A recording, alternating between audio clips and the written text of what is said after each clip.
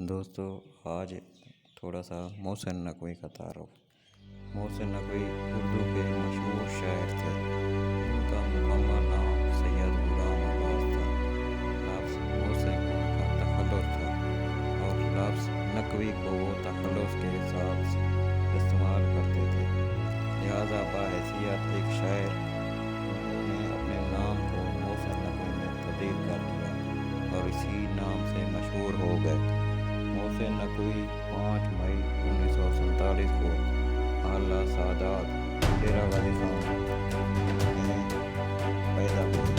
انہوں نے government college Bosan road Multan سے گریجویشن اور پھر جامعہ پنجاب سے ایم اے کیا تھا۔ Government college Bosan road Multan سے گریجویشن کرنے کے بعد جب یہ نوجوان جامعہ پنجاب کے اردو ڈپارٹمنٹ میں داخل ہوا تو دنیا نے اسے محسن نقوی کے نام سے جانا۔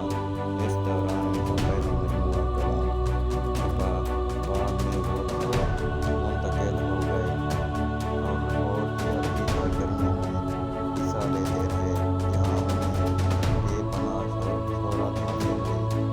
بعد میں محسن نقوی ایک خطیب کے روپ میں سامنے آئے۔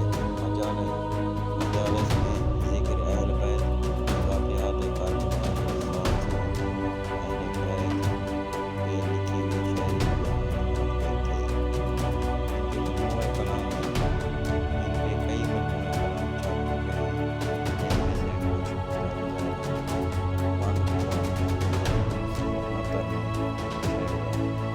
گھر کے صحرا 1978 میں شائع ہوا، ریزہ حق 1985 میں شائع ہوا، عذاب دیر 1990 میں شائع ہوا، تنویر عاشق 1992 میں شائع ہوا، ریختِ شب 1992 میں شائع ہوا، خیمۂ جاں 1996 میں، موجِ ادراک فرات فکر